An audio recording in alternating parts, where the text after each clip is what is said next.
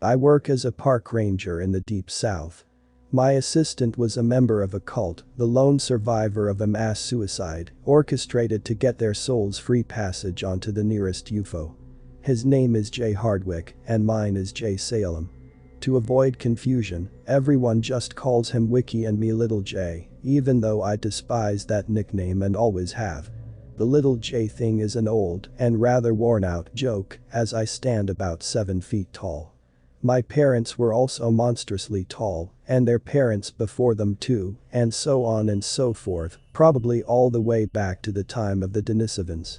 Just like Great Danes are inbred for their gargantuan size, apparently my family followed a similar policy of foolhardy eugenics. Regardless, I prefer people to just call me Jay. The little thing gets old. Hey Jay. Hardwick said to me, does that look normal to you? He pointed across the field where a two-headed black bear stared at us, blinking in bewilderment. It doesn't not look normal to me. Just ignore it. Rule number 1 of this job is to always ignore everything that doesn't immediately threaten your life. And even some of the stuff that does, maybe. I looked down from the bear, but Hardwick was still frowning. He has a hat on. I looked up, and Hardwick was right. One of the bear's 2 heads had a Herbalife cap on. I frowned. Well, that's not against the law. I said, bears can wear hats. Yeah, but it's a scam. He said. That's not against the law. I said. Americans have the right to participate in any scam they want. They call it the free market, I think. Or maybe the First Amendment. I forget the difference. Okay, point taken. Hardwick raised his index finger for emphasis. But it isn't even sunny out. Why the hat? Hardwick, I feel like you're asking the wrong questions here. I said. Siamese twins, 2-headed bears, flying saucers from outer space, these things all happen. The real question is, do I care? I shook my head. You need to learn the ropes of this job if you're going to become a real park ranger like me. Rule number 2. Do the least work possible all the time, and maybe even less than that if you need to. Don't make yourself look too good or people will be expecting you to do things all the time. And that comes back to rule number 1, which is to ignore nearly everything strange or weird. I tapped my nose in confidence at him. If you do almost nothing from the start, people will expect nothing of you. Then you have nowhere to go but up. Yeah, but you've been in the same position at the same pay for 10 years. He shrugged. Point taken, Hardwick. I just looked back down to the magazine I was reading, some rag about Bigfoot sightings in British Columbia, and how Elvis was just spotted, alive and well, in a bathroom in Guatemala somewhere. Hardwick was an average-looking guy, 6 feet tall with a man-bun and pale gray eyes. He had 2 degrees from Stanford, but decided he would rather work here, for some reason that I had never asked him about. He currently sat in the ranger station, looking out the window, still observing the Herbalife bear. As usual, we were understaffed, and weird stuff was happening. Weird stuff seemed to always happen when we were understaffed, almost as if the universe knew we had 2 people working in a 100-square-mile park and could do almost nothing about any of it.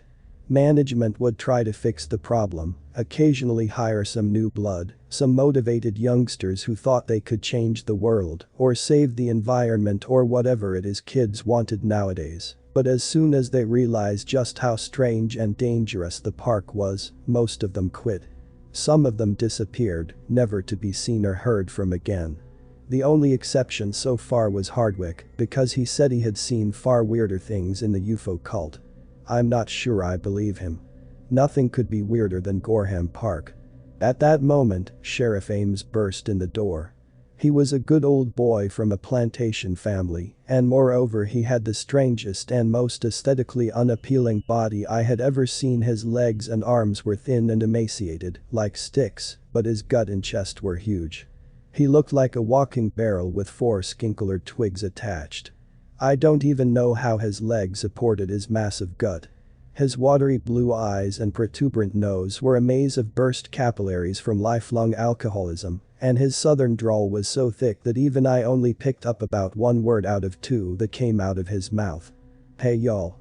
he said, nodding his head at me and Hardwick. Hardwick turned around to face the newcomer. You ever end up calling the dep about those meth labs that exploded back there? He pointed a shaky, crooked finger towards the woods. Last week, a meth lab had caught fire and started a small brush fire. Exploded was, in my book, a little bit too strong a word, but then again, I wasn't a law enforcement agent. None of this was too out of the ordinary. Meth labs were found all over the deep south, and sometimes they caught fire. What was bizarre was that the meth cook had apparently cut off his own feet, hands and head, then nailed these to random trees in a 100-foot radius around the burnt-out meth lab. The cops, as usual, ruled this death as suicide.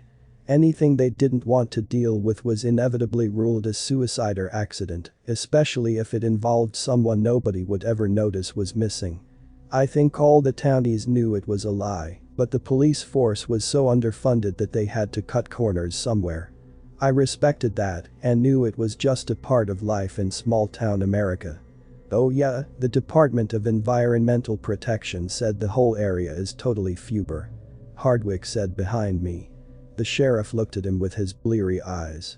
The environmental guy told me it is going to take at least 6 weeks to clean the area. I elaborated.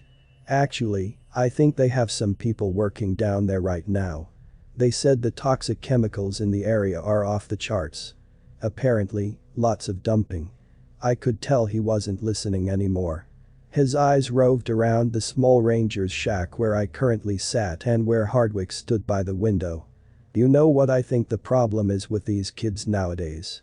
The sheriff asked me. No, but I bet you are about to tell me. I thought to myself. Satanism. There's lots of creepy shit going on around here, and it all boils down to Satanism. These kids have no sense of Jesus Christ, no sense of pride in our country, so they cover themselves in cat blood and smoke meth and do orgies, or, even worse, get gay married. No offense if y'all are part of any of that. He said, motioning from me to Hardwick as if I didn't get the insinuation. It is for the dissolution of our onsegreate nation, I'll tell you that right now. Huh. Hardwick said, stroking his goatee. That about summarized my thoughts on it too. By the way, did you ever find out more about that suicide back there? You mean the goddamn guy who cut his feet and hands off with a power saw? The sheriff asked, his eyes widening. Well, we know he was the one cooking that crap. I kinda assumed that. I said, but the sheriff cut me off. Second, we found traces of some weird stuff in his meth. Guess it isn't even meth technically, though a lot of it is. But some of it was crap we ain't never seen around here before, acetylalphamethcathinin this and bromoberty fly that and a bunch of other bizarre hallucinogens and bath salts that would send anyone over the edge, pronto. I'm guessing we are going to be seeing a lot more psychotic drug breakdowns around this here town before the week's end, assuming that shit got out into the community. The sheriff shrugged apathetically at me. Nothing I can do about it, anyway. You just got to carry a .45 for protection. A .22 don't do nothing to those nutjobs on bath salts. They laugh it off like it's some sort of a paintball gun. He raised his hand to the ceiling. Word to my mother, I've seen it happen. So, you think he was sampling his own product, went insane on it, and somehow cut himself up like that with a bandsaw? I asked, genuinely curious as to how the sheriff would react. He leaned close to me, a subtle smell of rum or some other sweet spirit on his breath wafting over me, and whispered, as if he were confiding the answer to the mystery of life, the universe and everything else to me. Instead, he told me the most obvious statement I had heard all week. I don't think that was a suicide, boy. He said, shrugging his eyebrows up and down as he talked. Sure, a man could cut off his feet easily enough with a bandsaw, maybe the head too, but the hands? How in God's green earth could he get the hands? I shrugged my eyebrows back at him in what I hoped was an unthreatening, brotherly gesture. Geez, I never thought that maybe he was murdered. I said, hoping I sounded serious. I mean, what if he jerry-rigged the bandsaw to keep running, like put a heavy band around the trigger, and then fell into it with both his hands after getting his feet, then saved his head for last? Maybe someone hopped up on enough drugs could ignore the pain long enough to get through that. Sheriff Ames shook his bulldog-like face, loose skin rippling as he looked down at the well-worn wood encounter between us. Nah, not a sign of jerry-rigging or anything else in the area. CSI would have definitely found it by now. He said. I had my doubts, but I kept them to myself. According to my research, law enforcement investigative techniques actually have a long history of mistakes and overall negligence, and it sent countless innocent people to prison. Hardwick said behind us, perking up like he always did when rambling about a subject he knew. And he knew about nearly everything. He read a book a day, seemed to remember everything, and didn't find any subject too boring to study. The only area of expertise where they don't have an insanely high error rate is DNA testing, but the rest. Bite mark evidence and hair sampling and even fingerprinting. Their error rate is so high that it puts thousands of innocents into prison alone. Sheriff cut him off, lifting his hand up as if he were flicking away a housefly. Look, boys, I ain't come here to talk about studies. I don't care, honest. It ain't my job and I trust my men. I actually need a favor from you. He said, looking mainly at me with a small glance towards Hardwick, as if sizing him up. Seeming satisfied with what he saw, he continued. Do you remember where those Satanists killed that little girl? The sheriff asked. I nodded solemnly. I need you to go back there and see if someone dropped something small, maybe just a bracelet or a necklace. We got a tip that certain undesirables are revisiting the site. I wondered who would have given him the tip or how they could have known who was visiting what miles in the woods. And I certainly didn't know about any Satanists. From what I had seen, that little girl had been savagely killed by a monster, not a human being. And no one had ever been caught for the crime. Yet somehow the local media had known it was Satanists as if by magic. No one ever wanted to acknowledge that there were demons and monsters in the park, and they would attribute it to anything they could as long as they could avoid it. Sure, Sheriff. I said, nodding. Hardwick and I have to go on patrols today anyway. We can stop by the area. After nodding and shaking my hand, Sheriff Ames took off in his car, leaving just Hardwick and I alone in the ranger station. I turned and noticed the two-headed bear had gone. He had probably left before Ames even got there. At that moment, the phone rang. Hardwick picked it up, tilting his head slightly. Hello, Ranger Station, how may I help you? He said quickly. He pulled the phone away from his ear slightly, grimacing, then handed it to me. It's for you. I took it begrudgingly, holding it at arm's length, as if it was a poisonous snake getting ready to strike. But after taking a deep breath, I put it to my ear. This is the head ranger on duty. How can I help you? I will eat your soul. A deep demonic voice said, coming through the phone at an amazingly loud eardrum-shattering volume. I will kill everyone you love in front of you and rip off your skin. I will burn your town to the ground, for I am the destroyer of stars, the devourer of worlds and the bringer of the dead lights. You will all tremble before me. Before I am done with you, you will. Sir, are you sure you have the right number? I asked. I mainly just clean up the trails around here. You dare interrupt me? The voice screamed, making my right ear ring. I winced, pulling the phone farther away. Listen to me, maggot, and listen closely. If you go to the spot where the girl's sacrifice was performed, you will die. Stay far away. If you want to extend your puny life by even a single minute, you will avoid the areas we have deemed holy ground. Remember this, or today will be a day of endless torment and pain for you. With that, the phone call ended. The dial tone seemed so quiet and serene by comparison that I forgot to hang it up. What was that about? Hardwick asked, curious. Wrong number. I said, walking the phone back to the cradle. Alright, let's get this over with. We need to go to the spot where that little girl died and see if we can't help somehow. I sighed. I guess we better do it while there's still daylight, as I really don't want to be trapped out there after dark. We grabbed some protein bars, water and a couple walking sticks, and headed out. As we got a few miles out on the packed dirt trail, mostly walking in silence and enjoying the scenery and the smell of pines and maple. Hardwick lit up a joint. "Hardwick, you should not be smoking that shit on the job," I said. "In fact, you shouldn't be smoking it at all. It makes you stupid and it smells like a skunk ate another skunk, then shit him out." Hardwick shrugged, ignoring my point. "I don't get how the sheriff knew someone was visiting the site," Hardwick said. "Or why he couldn't just go himself or send one of his cop buddies to do it. Why come to us? None of this makes any sense. I have a feeling that if Sheriff Ames tried to hike 5 miles off the beaten path, up and down all these hills, his heart would explode and that would just give us more paperwork to do.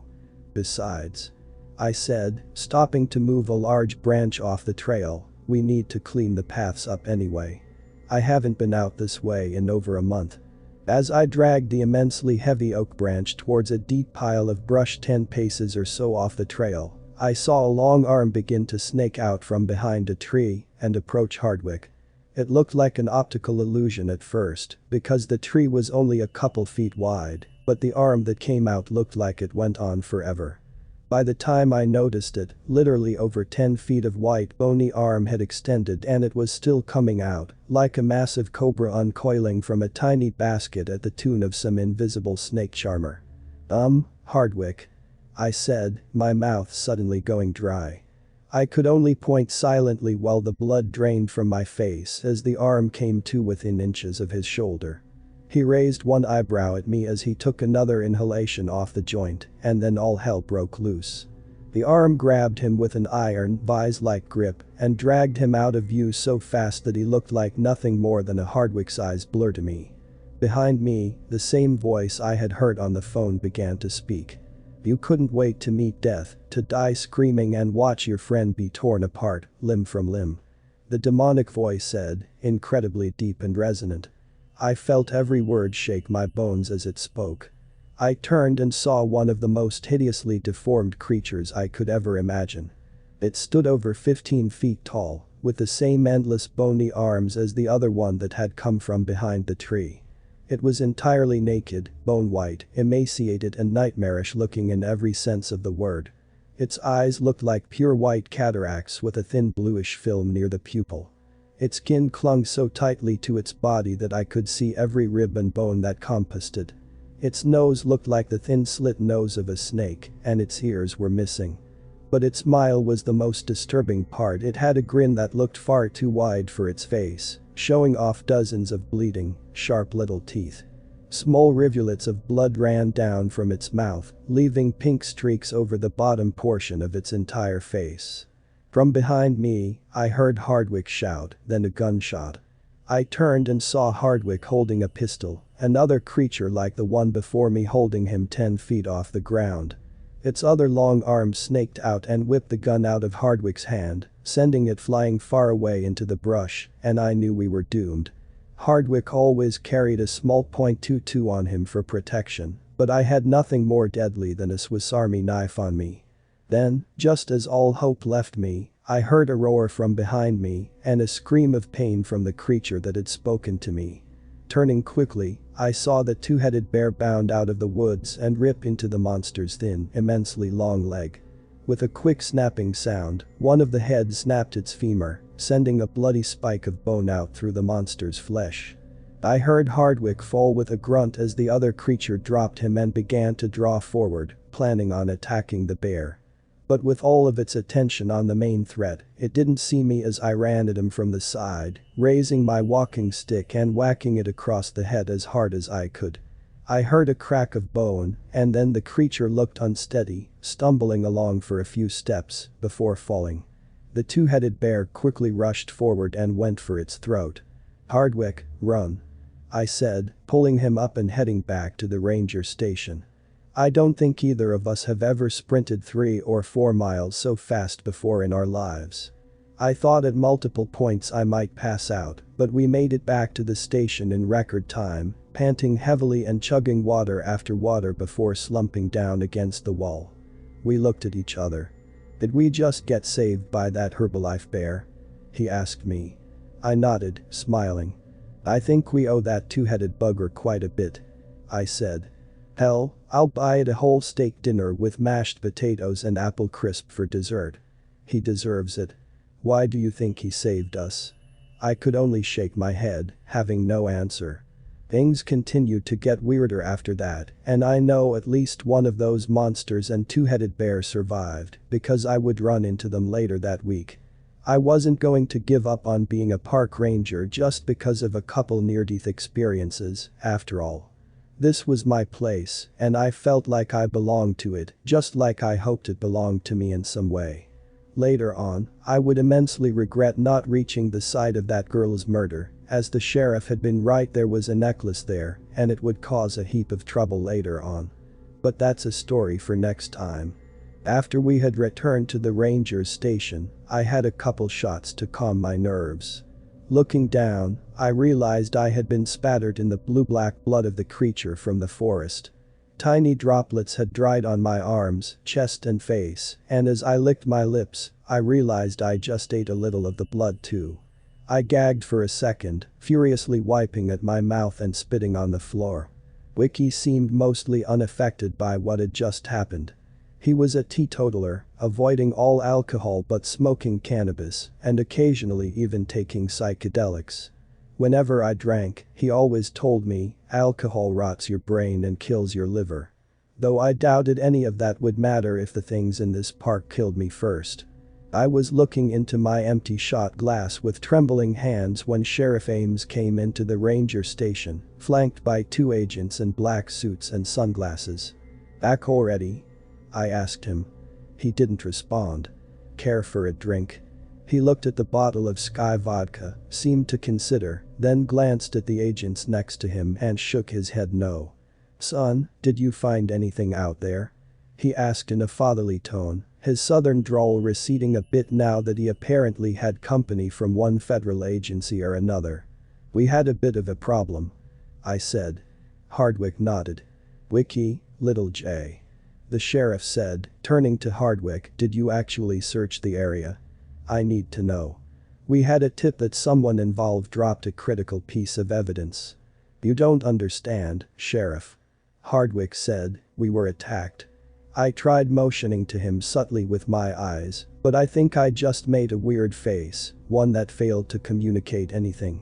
I was trying to tell him without words that spouting off about 15-foot tall, emaciated monsters with grins as wide as basketballs would probably be a bad idea and make us look totally insane to boot. It didn't work.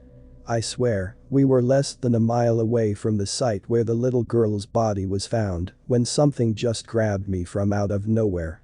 It was an arm, but not human. The arm must have been 12 feet long. It was like something out of an H.P. Lovecraft story. The thing it was attached to, words cannot describe how horrible it looked.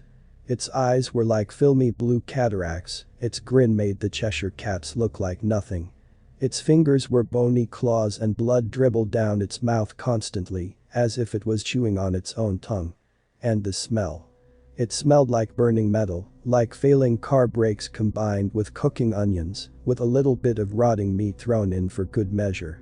Hardwick stopped, taking a deep breath, then looked from Sheriff Ames to the two agents. They all stared at him, deadpan. "Son," the sheriff said, "you didn't take any drugs today, did you?" In fact, Hardwick had smoked a joint, but I wasn't about to say that. They already were looking at us like we were a danger, raging psychotics who had somehow escaped from the loony bin and stolen a couple ranger uniforms. One of the agents was writing in a notepad, talking softly to himself, saying things like, "seeing monsters, rotting onions, bony dribble." "Wiki," I said quietly, "please let me do the talking." Hardwick frowned but nodded. "Sheriff, what he means is, I think we were attacked by two people wearing masks. It all happened very fast, but they were tall, he's right about that. Very long arms. It must have been some sort of costume or makeup job, perhaps two gang members trying to cover their identities with some cheap Halloween costume. Of course, all of that was total bullshit. I knew those two things were not human, and they definitely had no masks. But would it do any good to tell the truth in this situation? At best, it would be laughed off, and at worst, the police would think us untrustworthy and fail to take us seriously in the future. Okay. Sheriff Ames said thoughtfully, reconsidering his pitch. I believe you, Ranger. With this, he gently put a hand on my shoulder, as if calming down a child having a temper tantrum. These are Agents Rowe and Jimenez, from the FBI. They are investigating similar cases across the US, where children were taken and apparently used in some kind of sacrifice. That little girl had her heart taken out, and that wasn't the only internal organ missing. Apparently, there is a pattern of these bizarre cases with the organs removed, and because it crosses state lines, the FBI is adding its resources to ours, so we can hopefully catch the bastards who are doing this. Sheriff Ames shook his bulldog-like face ruefully, looking down at the ground. Ranger Salem. Agent Rose said, stepping forward, his face lacking any discernible emotion. Have you by any chance found any jewelry abandoned on the paths around the park? I know it is a long shot, but at other crime scenes, there was always a piece of jewelry left days or weeks after the murder had taken place. As if the suspect came back and planted it, maybe in an attempt to send some kind of message to law enforcement. The jewelry never belongs to the murder victim or anyone known to the victim. In fact, a lot of it appears connected to voodoo or other types of witchcraft, generally with obsidian carvings. Does any of this ring a bell? I shook my head. I'm sorry, no. I said. We can try to go back to the scene. Like hell we will. Hardwick cried, but I gave him a look that shushed him. But we would like additional protection. Of course, we can guide you both there, but we were just attacked a couple hours ago, and I believe the suspects are still roaming the trails.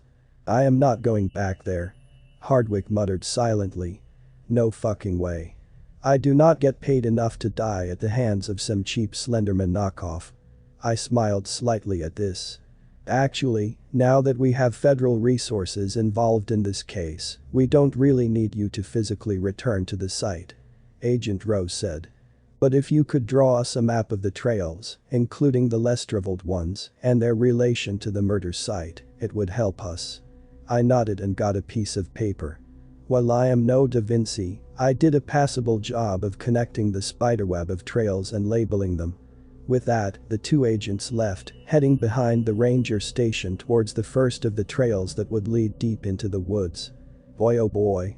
Sheriff Ames said, pouring himself a shot of vodka now that his federal babysitters were gone. This is going to be a clusterfuck.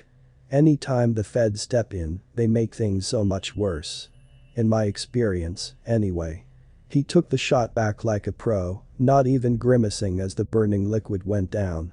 Without hesitation, he poured himself another one and knocked that back as well. Well, I'm off to the station. Your job is to help those agents in any way they see fit. If they tell you to jump, ask how high. The quicker we get this mess sorted out, the quicker they can leave. With that word of advice, he tipped his hat to me and headed back to his car. As I heard him take off, his muffler sounding as if it was about to fall off as he peeled away, an old broken, rust bucket of a truck pulled in. It was a local that I knew well, a rancher named Bud Beacon with more kids than teeth and a sickly yellow cast to his skin. He had a Budweiser hat on and a greased plaid shirt with multiple missing buttons on it. He stumbled in, and he did not look healthy. He had never looked healthy, but now he really didn't look healthy. Due to budget cuts, the ranger station also doubled as a small convenience store to try to bring extra income into the park. We sold odds and ends, like umbrellas, trail maps, hats, hiking shoes and some food and drink. Because there were no other stores around for miles, the locals often came here, despite our high markup and suspiciously missing expiration date labels on many of the items. Bud Beacon was one of our most regular customers. Good afternoon, Bud. I said, nodding my head at him. He acted disoriented, as if he didn't even know where he was, and kept stumbling into the racks and walls, knocking some sunglasses to the ground before kicking over an umbrella stand. He said, a slight puddle of drool coming out of his mouth. Do you sell, you know? He pantomimed unbuckling a bra and sucking an imaginary nipple. I had no idea what he was talking about. I think we may be out of that right now, but maybe check Walmart or Costco, I said convivially, giving him a reassuring smile. His eyes rolled back and forth, never focusing on me for a second. Bud, are you feeling okay? You look a little under the weather. That was the understatement of the century. He looked like he might collapse and have a seizure at any moment. They took my kid, he said, and with horror I realized that he had a massive slice on the back of his skull. It looked as if someone had sent a throwing knife into the back of his head. I hadn't seen it before since he was facing me, but he put his head down, and I saw the back of his shirt was totally covered in blood. Wiki, I said, I think we have a problem. Hardwick looked up from his phone, his mouth opening in astonishment as he saw all the blood on Bud's back and head. He approached him cautiously and began speaking like someone talking to a rabid dog whose testicles were caught on a piece of razor wire very softly and slowly. Oh hey buddy, he said, putting his hands out, palms up, what happened to you? Do you need us to call someone? Of course he needs us to call someone, I shouted at Hardwick. His freaking skull is split open. But Bud grabbed my hand in a vice-like grip and brought it to his lips, then began whispering. No. Don't worry about me, my boy is in the woods still alive, kidnapped, he said, his words becoming increasingly disjointed and drawn out before he lost consciousness, toppling backwards onto the well-worn hardwood floor. A small puddle of blood began to pool around his head as his glassy eyes stared up at the ceiling, his face taking on an animalistic and terrified cast as he swam between consciousness and unconsciousness. Wiki, call the police, I said, breathing hard and looking around quickly. I saw nothing out of any of the windows to alert me to imminent danger, but I had a feeling of being watched. The state police, I amended, thinking of Sheriff Ames' alcoholic bulldog eyes. The town cops had never been of much use around here, except at covering up crimes and displaying a level of incompetence I could only characterize as admirable. I mean, I thought I did the least amount of effort required in my job, but locals like Sheriff Ames really put me to shame on so many levels. Hardwick was already one step ahead of him, and I heard him murmuring to the dispatcher behind me. I stopped and wondered, how had Bud driven here with such extensive head trauma? He was barely aware and conscious enough to formulate a sentence, less likely to drive a car through the poorly maintained and pothole-ridden roads of our dilapidated southern town. I walked around the desk and peered out the front door. I saw he had totally demolished the ranger station mailbox a couple 100 feet away, where the dirt road met pavement, and that his truck had 4 flat tires. Some of the tires were so badly worn away that he had apparently driven on the broken, rusty rims for the last part of his journey. The rotors and rims were all shot to shit, and the car would definitely need to be towed out of here. Taking a deep breath, I walked out the door and decided to have a look around. Maybe his son was out here, somewhere. I began to circle the log cabin facade of the station, going behind the dumpsters, when I saw a familiar face, or rather, 2 familiar faces. It was the 2-headed bear who had saved my and Hardwick's lives earlier in the day. He stared at me with a calm, impassive intelligence that I had never seen on any animal's face before, then started speaking. Except his mouth wasn't moving, it was like he was speaking directly into my head, bypassing the auditory facilities entirely. Do not be scared, Jay, the one on the right said, nodding his head and baring his teeth in a simultaneously friendly and terrifying gesture. For once, I did not have to look down at the person, or in this case bear person, who conversed with me. Even though I stood around 7 feet tall, the bear stood only an inch or 2 less than that, his front paws at his sides in a very human-looking stance. My name is Ralph. He ceased speaking and the one on the left, who still had his Herbalife hat on, continued, and my name is Gralf. They had 2 separate voices. Ralph's voice was considerably deeper and slower, while Gralf spoke quickly in a more excitable and high-pitched cadence. We have been watching you for a long time, Ralph continued. You have potential. And I believe you are one of the few things keeping the evil in these woods contained. If it were not for you, it would spill out onto the world, and all would be lost. Are you sure you have the right guy? I asked aloud, looking between the two heads. I mean, I've had the same job since high school. I have like zero friends, except maybe Wiki, but he's kinda forced to be here with me, so maybe that doesn't even count. I can't even get a credit card and two of my toes are fused together. None of that strikes me as hero of the century kinda stats. I paused for a moment, then continued. I do still have all my teeth, though. I guess that's fairly unusual for this town. Growlf shook his head, a bemused expression crossing his intelligent furry face. Do not underestimate yourself. He said. You are told by your society that unless you have many friends, constant beautiful women and 10 whole toes, then you are a failure. But you have something much more valuable inside of you. He pointed to my heart with his right front paw. You have chutzpah, grit, the ability to run into a situation, even when the odds are clearly stacked against you. You have no idea how rare that is in your species. Did you not put your life on the line just to find a necklace that could solve a little girl's death earlier today? Oh, I think you're confused. I said. That's just because I'm stupid. I don't really worry about death when. Enough. Ralph said with an audible, low growl emanating from his black lips, silencing me instantly. We have no time for frivolous arguments. You are the one we need to save this forest, and that's that. If you want to stop this evil from flowing out into your town, your state and eventually, your whole world, you will listen to what we have to say. Time is short. Okay.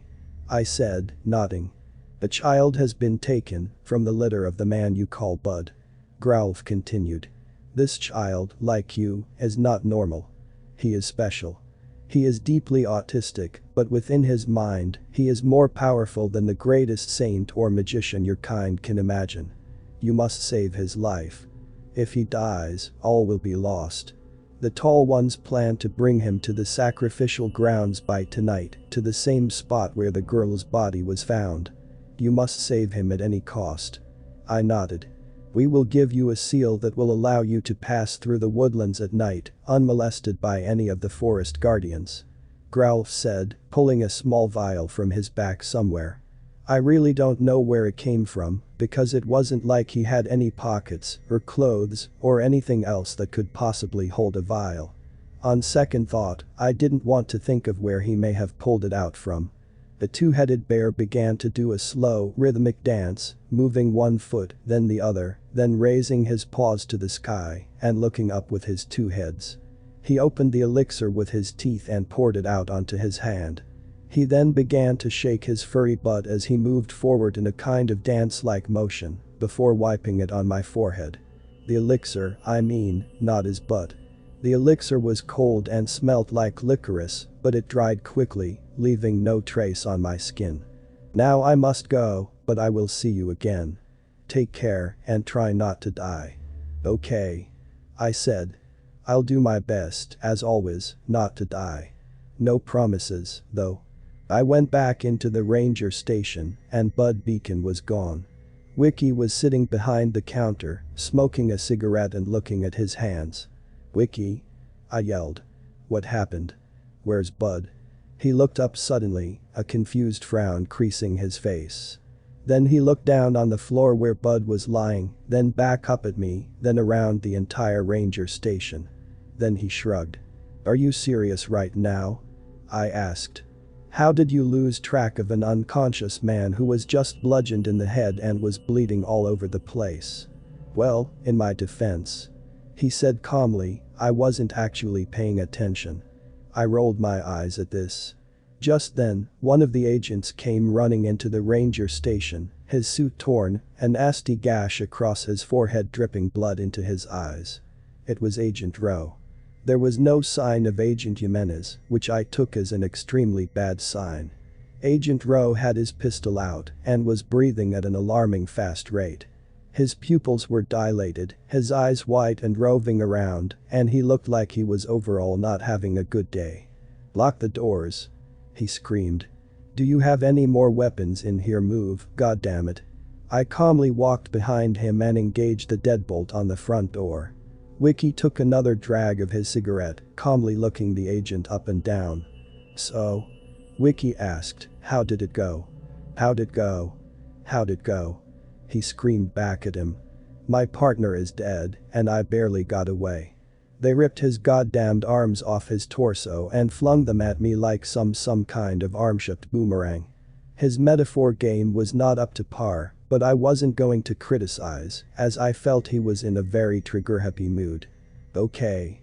I said comfortingly, we will go check it out. Wiki looked at me like I was insane. Ah, no, we most certainly will not check it out. He said to me. Well, we have to at least find Bud. I said. You're the one who let him get away, after all. All you had to do was watch over a bloody unconscious man, and you failed at that. I know I talk about setting the bar low, but… I shook my head in disappointment. That blows even me out of the water. After a minute of discussion, the FBI agent gave us one of his guns. He apparently had an ankle holster with a judge attached as a last resort, not the kind of judge that sentences you to 30 days for urinating in the local fountain downtown, but rather a squat kind of pistol that shoots shotgun slugs. It felt heavy in my hand and looked totally badass. The FBI agent had another pistol, a .45, but he wasn't going to part ways with it under any circumstances. Wiki agreed to come with me for a little while at least. We moved the barricade out in front of the door and, after having a deep sigh, I stepped outside. Wiki stayed behind me, his little .22 held out in his hand, now reloaded with spare bullets from the ranger station. I had a lot more faith in the stopping power of the judge than some little .22, however. As I stepped away from the building, I realized something was monumentally wrong. The entire forest sounded as silent as the grave. Somehow it also looked darker. And there was a smell in the air like rotting meat mixed with burning plastic. The smell was so pervasive that it felt thick like it had its own weight.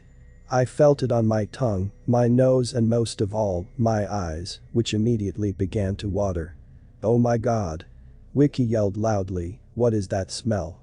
I turned around to shush him, but as I did, I saw what the origin of the smell was and immediately froze. The first thing I saw was Bud Beacon floating in the air in front of me, his eyes rolled back in his head, dried blood caked around his hair and face, and staining his shirt. Behind him, I saw a vision out of a nightmare. The man, if it was a man, was hunched over. It looked like he had been stitched together out of dozens of bodies. The skull was half eaten away by writhing maggots, showing the grinning teeth and jawbone underneath, some tendrils of black flesh, and liquefying goo still holding on against all odds.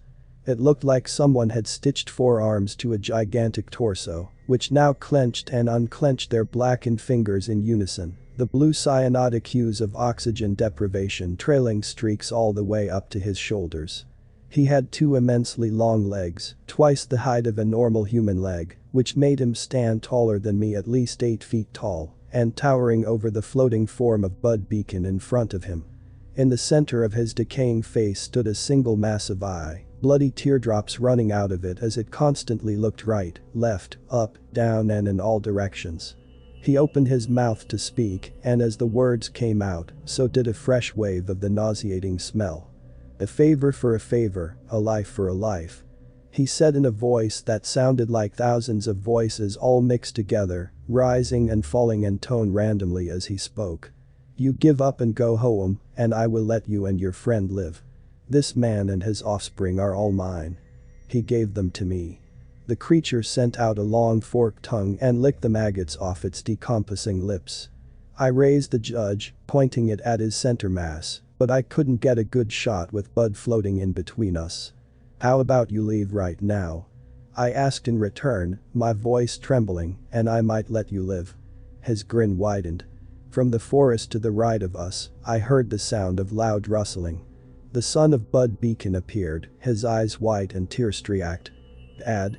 He yelled, seeing his father floating and catatonic. Dad, what are you doing? The distraction was all I needed. I sprinted a few feet to my left, giving me a clear shot without risking the life of Bud, and began firing.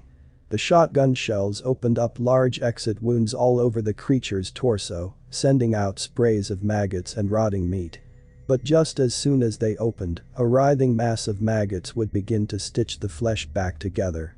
In all the excitement of the gunshots, I didn't realize Bud Beacon had fallen to the ground until I saw him sprawled out there, his eyes closed now, looking as if he were asleep. I continued shooting the creature as it ran at the boy until I ran out of ammo, but it did no good. The maggots just re-stitched its skin together as soon as the bullet exited. So I watched with horror as its 4 long arms wrapped around the crying child, and they disappeared into the forest. I turned to Wiki, who looked fairly calm and placid despite all that had occurred. "Well," I said, "now we really have to go after them." His eyes widened. "You want to go after an unkillable and gage-inducing eldritch deity? What do you plan to subdue him with, good manners?" I shook my head. "There's an innocent child involved, Wiki, and now we know he is alive. We can't just let him be sacrificed." He groaned. "I hope you at least have a plan," he said to me as we began trekking towards the forest. "Not at all," I replied. We had just seen Bud Beacon's child taken away by a monster who looked as if he had been stitched together by Dr. Frankenstein himself. I knew the kid's name, Smitty. I had seen him around town many times but never spoken with him. He was autistic, only talked rarely and always had a 1,000-yard stare. I knew from Bud Beacon taking him to the ranger station that Smitty had a lot of weird obsessions about food. He would only eat food or drink drinks that were white or clear, so he ate a lot of rice, pasta, milk and other staples, and drank a lot of water. Any food or drink that had any color other than white or transparency to it disgusted him to no end. If someone tried to give him some, he would close his mouth, turn his head away, and refuse to speak to that person for the rest of the day. "So," Wiki said from my left, "are we just going to run into the woods and shoot anything that moves?" "I don't really have any better ideas," I admitted. "Maybe that 2-headed bear will come back and save us." I wish I could have talked to him more. He seems to be the only one who really knows what's going on around here. "I really wouldn't count on him bailing us out," Wiki said. "He must be getting sick of us." I only shrugged. "Well, as you know, my goal is to live forever," I said sarcastically. "So far, so good. If I've made it this far, why not just keep going? Everything always seems to work out in the end." Wiki pulled a joint out of his pocket, lighting it and taking a deep hit. The sun was rapidly setting, the forest gaining an eerie, shadowy look that made it hard to see very far down the trail. "And by the way," I continued, "the bear is not a he. It is a they, and their names are Growlf and Ralph. They told me." Then, a horrendous smell started to waft over to us. It wasn't the smell of all the dank weed Wiki was smoking, either. This smell was so strong that it immediately overpowered the smell of the cannabis. And, to my terror, it was a smell I recognized, the smell of burning metal combined with rotting meat. It was the smell of the creatures with the long arms and pale white flesh who had attacked us earlier. Wiki," I began to say, but he threw the half-smoked joint casually in the brush and just nodded. "Yeah, I know, Bud," he said calmly, his eyes red and slightly squinted as he looked around, a big shit-eating grin on his face. Looking at him, you would think we were at an amusement park rather than a cursed forest. "They're definitely back. We're being watched." But nothing came out of the brush at us. I could smell the monstrosities, but it appeared the mark from the 2-headed bear really worked. I was passing through without being attacked by the monsters of the forest. I had a feeling the bear's mark wouldn't work on everything, though. As we hiked further ahead in the dark, turning on our flashlights, the smell faded further and further behind us. We heard twigs snapping and bushes being pushed aside in the twilight darkness all around us, but we continued on unmolested. The few shots of alcohol I had taken before leaving to calm my nerves had totally worn off, and I felt a rising sense of anxiety building up inside my chest. As we neared the site at the end of the trail where I had been told there was a sacrificial altar, a new smell began to arise. It was the odor of burning plastic. A monstrous conglomeration of many bodies stepped out from behind an ancient oak tree to my right, blocking the path. I raised my pistol, a model called the Judge that fired shotgun shells. Ralph gave me the mark. I demand passage. I yelled, pointing the pistol at its face, where a monstrous single eye flicked back and forth, looking at me then Wiki then back at me again. Move aside, beast. Move aside, let us pass, or I'll kill you. I really will. I hoped I sounded a lot braver than I felt.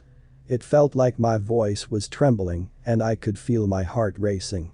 I kept the flashlight tucked under my armpit as I took a deep breath in and tried to steady the gun and calm my nerves. Fool. The monster cried in front of me. I am not bound by the laws of this forest. I was created from corpses in a secret location. The mark of the protector bear has no effect on me.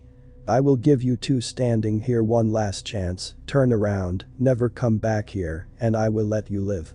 For I am Raka, the strong, the unkillable, but the forgiving for those who repent. The monster said, blowing fetid air in our direction out of his reeking mouth as he yelled.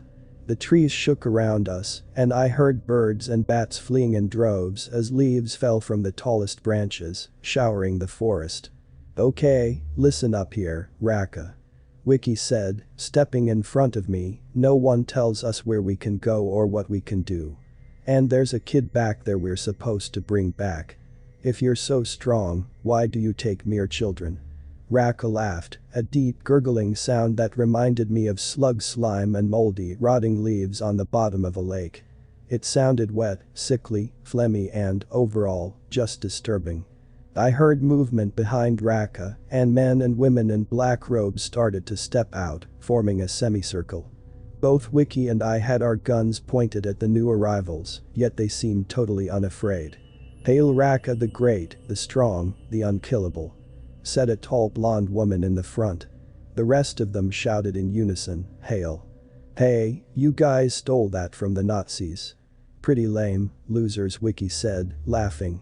"Actually, I think the Nazis stole it from the ancient Romans," I said. "You know, the whole Hail Caesar thing." Wiki gave me a sour sideways look, frowning.